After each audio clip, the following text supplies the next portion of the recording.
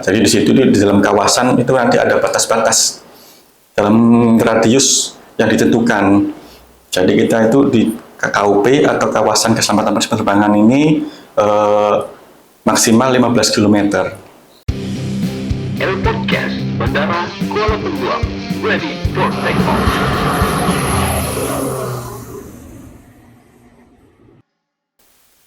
Halo Sobat Aviasi, kembali lagi di Air Podcast Bandara Kuala Peluang. Saya Nadalika.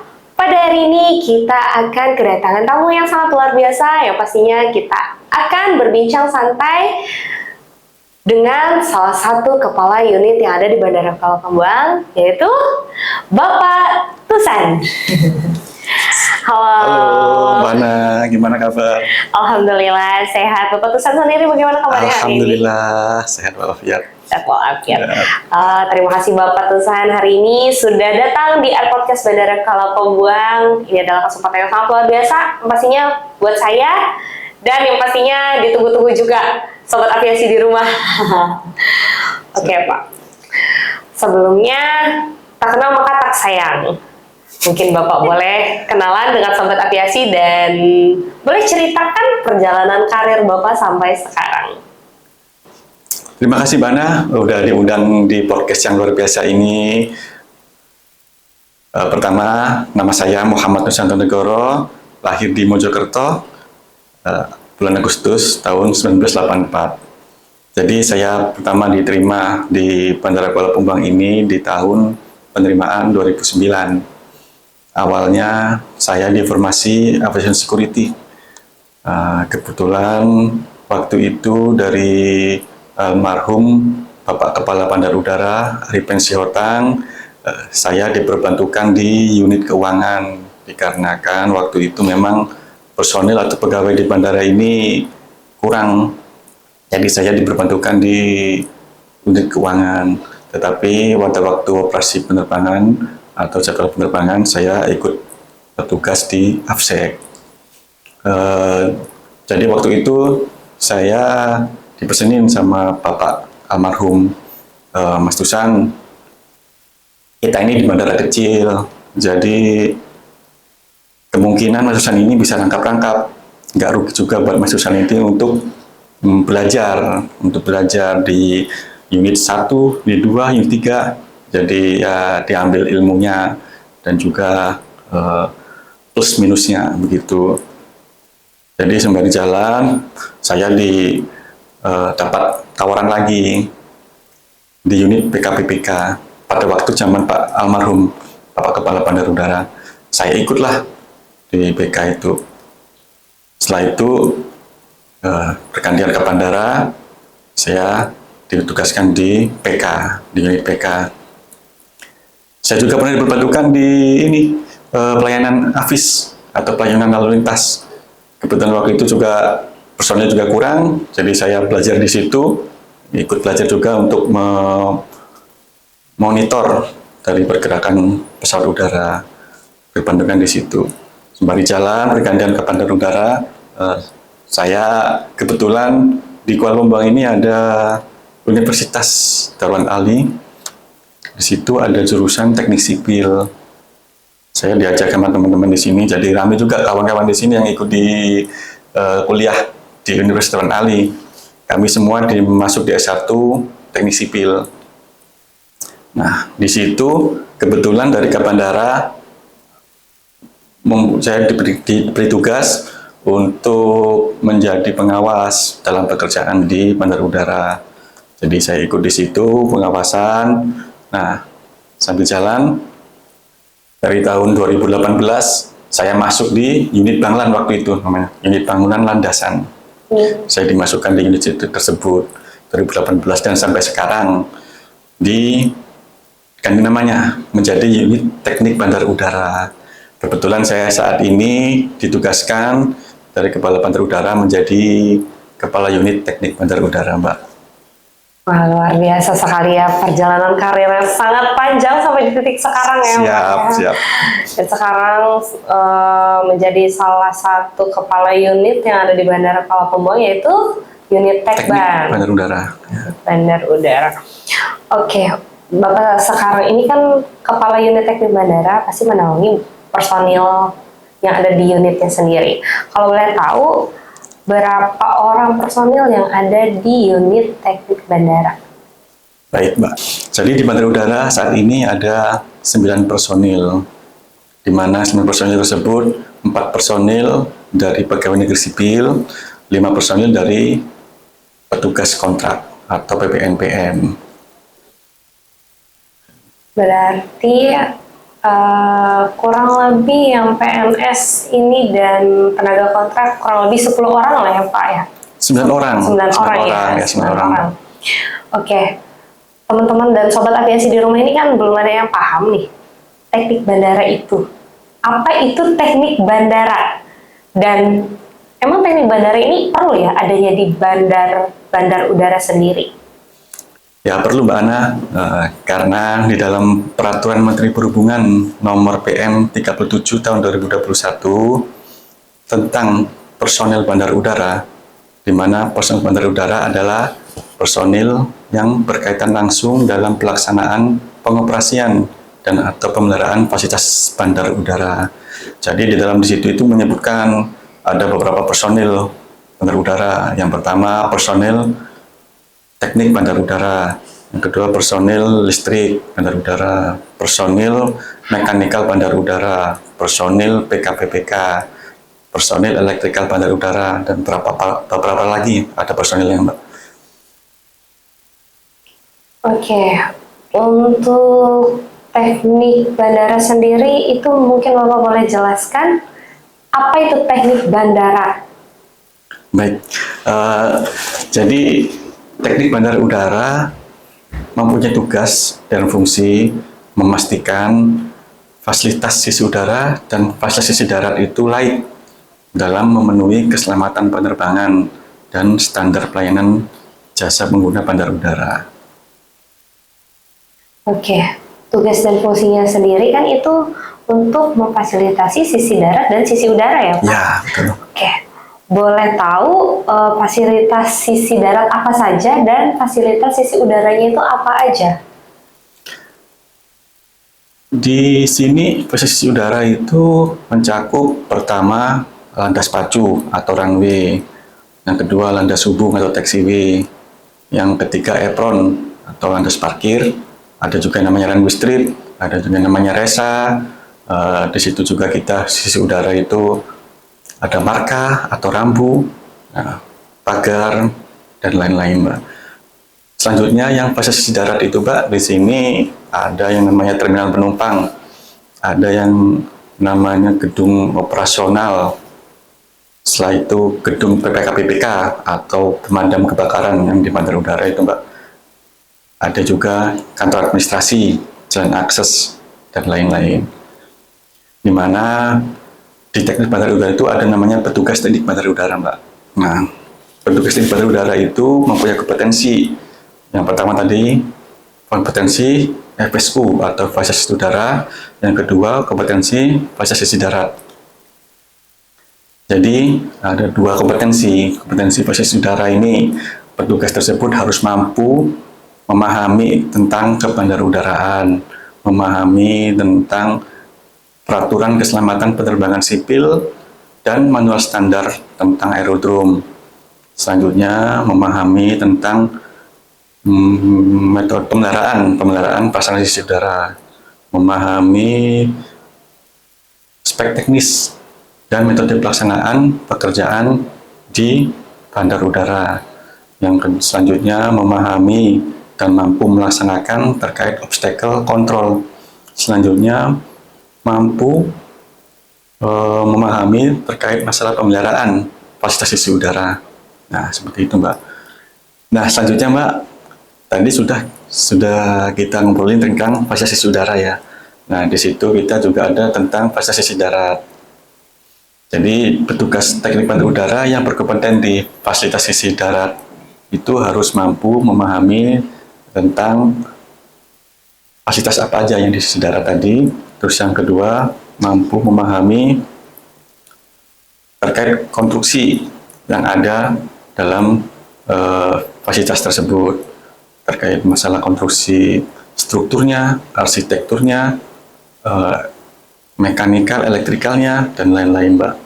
Dan juga mampu mengidentifikasi apabila ada hal-hal yang terkait kerusakan kecil, mampu memahami atau melaksanakan perbaikannya bagaimana, nah, seperti itu, Mbak. Jadi kita di sini petugas teknik bandar udara itu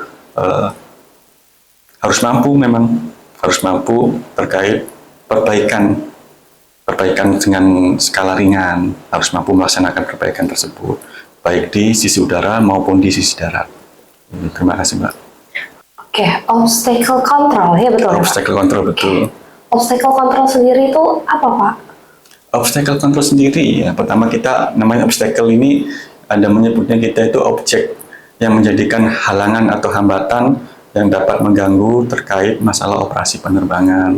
Jadi di situ ada seperti contoh, mungkin pas waktu ada pesawat mau landing. Nah, di kawasan ancangan pendaratan atau lepas landas, di situ kita tidak boleh adanya obstacle atau hambatan yang tinggi yang dapat mengganggu pesawat untuk lepas landas, mengganggu pesawat untuk landing atau mendarat, seperti itu, Mbak.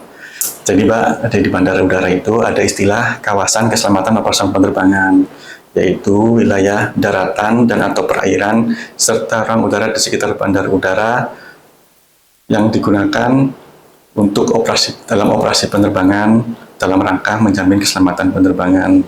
Jadi di situ ada beberapa kawasan yang dibagi. Mungkin diantaranya ada kawasan ancangan pendaratan atau lepas landas, ada kawasan horizontal dalam, ada kawasan transisi, kawasan horizontal luar. Nah, seperti itu, Mbak. Jadi di situ di dalam kawasan itu nanti ada batas-batas dalam radius yang ditentukan. Jadi kita itu di KKUP atau kawasan keselamatan penerbangan ini maksimal 15 km. Dalam radius 15 km ini itu maksimal ada batas-batasnya, ketinggian berapa ada objek, seandainya ini ada objek yang bisa dibangun dalam kawasan tersebut, ini maksimalnya berapa tingginya. Jadi di situ ada perhitungannya, Mbak. Oke, terima kasih. Pastinya apa yang Bapak sampaikan ini kan untuk keselamatan jasa penerbangan ya, Pak, ya, terkait dengan jasa pelayanan bandar udara. Tadi Bapak ada menyebutkan di FSU dan FSD, fasilitas sisi udara dan fasilitas sisi darat. Fasilitas sisi udara tadi kan Bapak menyebutkan runway ya, Pak. Kalau boleh tahu panjang dimensi runway sendiri khususnya di Bandara Kuala Pembuang ini berapa? Di Bandara Kuala Pembuang sendiri ini untuk dimensi runway, Mbak, di sini kita panjangnya 1.200, lebarnya 1.200 meter, lebarnya 30 meter. Selanjutnya ada taxiway. Taxiway kita ini dimensinya panjang 110 meter, lebarnya 15 meter. Untuk apron kita ada dimensinya 103,5 meter dikali 73 meter, di mana apron tersebut saat ini untuk kapasitasnya itu bisa menampung 2 pesawat dengan tipe ATR-42. 2 pesawat ATR-42. Seandainya sekarang ATR-42 untuk operasional penerbangan komersil mungkin hampir tidak ada, Mbak, ya. Jadi yang ATR-72 yang ada. Jadi untuk kapasitas kita di sini ini untuk ATR-72 di apron hanya mampu menampung satu pesawat. Ditambah satu lagi bisa dengan pesawat dengan tipe Twin Otter atau Caravan Cessna C208 itu, Mbak. Oke. Untuk fasilitas sisi darat tadi kan Bapak sebutkan juga terminal ya, Pak. Ya. Terkait dengan terminal yang ada di Bandara Kuala Pembuang ini menurut Bapak sendiri bagaimana, Pak? Untuk terminal di Kuala Pembuang, di Bandara Kuala Pembuang ini alhamdulillah baik, Mbak, ya. Baik. Terus juga dari segi bangunan dan juga dari segi konstruksi alhamdulillah baik, Mbak. Insya Allah aman demi keselamatan penumpang. Dan untuk dimensinya atau luasan dari terminal sendiri, kita di Kuala Pembuang ini dengan luasan 600 meter persegi. Saat ini bisa menampung di ruang tunggu keberangkatan bisa menampung 48 penumpang, Pak. Wah, sungguh luar biasa sekali ya. Sudah ada perkembangan tentunya ya Pak ya di terminal kita ini. Makin tahun kita makin ada perubahan dan pasti adanya kemajuan terkait dengan terminal yang sekarang juga makin nyaman. Buat penumpang juga semakin nyaman untuk istirahat sambil menunggu dengan datangnya pesawat. Yang pastinya teknik bandara ya Pak ya? Teknik bandara udara. Oke, teknik bandara ini sangat diperlukan khususnya di bandara sendiri. Dari Bapak tadi yang menyampaikan bahwa kalau misalkan di bandara sendiri ini tidak adanya teknik bandara, maka semuanya juga tidak akan bisa berjalan dengan lancar. Ya betul, Mbak. Ya, betul. Tentunya kan akan menyelamatkan dari penerbangan dan akan memberikan pelayanan yang terbaik pastinya untuk jasa bandar Kuala Pembuang khususnya. Nah mungkin dari Pak Tusan sendiri ada yang ingin disampaikan lagi. Jadi untuk unit teknik bandara udara ini, Mbak, pastinya memastikan fasilitas sisi udara dan posisi darat ini baik, serviceable, Mbak, sesuai dengan standar keselamatan penerbangan. Oke, sangat luar biasa sekali ya. Bapak Tusan sendiri ini kurang lebih sudah 15 tahun ya Pak ya di sini ya? Alhamdulillah 15 tahun. Ya, 2009 sekarang, Pak. Ya, 15 tahun, Mbak, betul. Tentunya perjalanan yang sangat panjang dan pasti banyak mengalami perubahan juga pastinya. Ya. Mungkin dari Pak Tusan sendiri ada yang mau disampaikan untuk sobat aviasi yang sedang menonton. Baik, terima kasih. Kami dari unit teknik bandara udara. Pastinya safety is first atau keselamatan adalah hal yang utama. Jadi kami mengajak kepada masyarakat pengguna jasa bandar udara, jangan ragu, jangan takut untuk menggunakan transportasi udara di Bandara Kuala Pembuang. Karena kami dari unit teknik bandar udara memastikan fasilitas layak memenuhi standar keselamatan penerbangan demi terciptanya penerbangan yang selamat, aman, dan nyaman.